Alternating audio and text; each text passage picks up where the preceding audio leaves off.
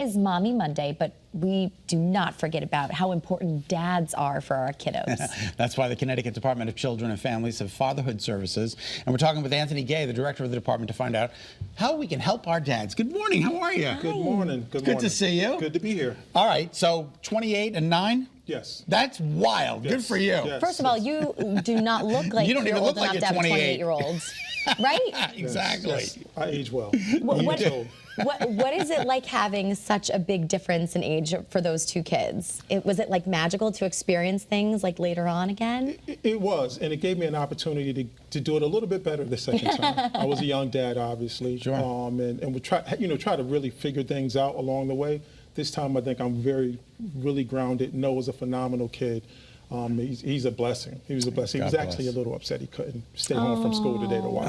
Well, hi, Noah. Yeah. Talk to us about the importance of father engagement and child welfare. It's extremely important. You know, for years, the department struggled a little bit about engaging fathers and making fathers, really including fathers into the practice. Over the last couple of years, we've done an extremely excellent job of ensuring that we're engaging fathers. We still have a little work to do, but you know, oftentimes mothers are the first one to get called for medical appointments and fathers are excluded. We're really focusing and working with our staff to ensure that when we call a mother, we call a father. When when mothers and fathers are not together, we want equal treatment for our fathers because they deserve it. They were part of the process of making the baby, and we certainly want the fathers to be a part of the decision making, which is crucially important. There's always that stigma that, you know, the fathers are the ones most absent, right? So you're talking about reversing that, right? And making sure we're giving our fathers that opportunity to play an equal part as a parent in these kids' lives.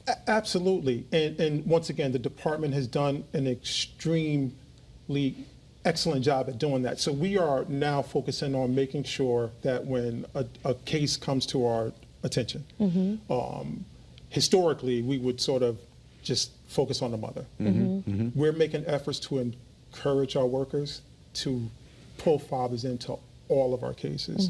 When there's a father present, we certainly want father to be a part of that process because he should be a part of the case planning, the decision making. He should be informed and be a part of the decisions about what's going to happen with his family. Do the fathers embrace this opportunity?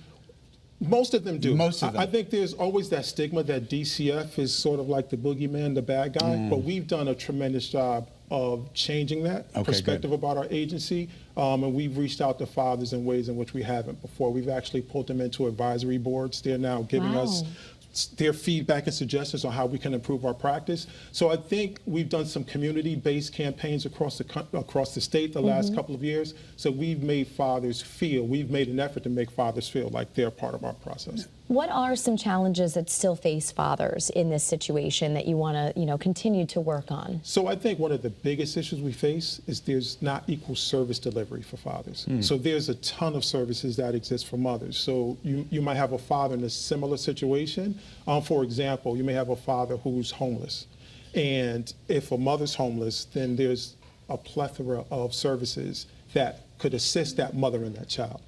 If a father is homeless, we struggle around providing, you know, housing and assistance to those fathers. So it sort of offsets and it's not balanced. And there's many other sort of examples that I could give you where fathers are not being given the same opportunities as mothers. Unfortunately, we're out of time. We have to leave it there, but please come back. Yeah, this is such an interesting topic and one that I think we need to talk about more. I would love to come back again and share more. Anthony Gay, thank you so much for your time. We so appreciate it.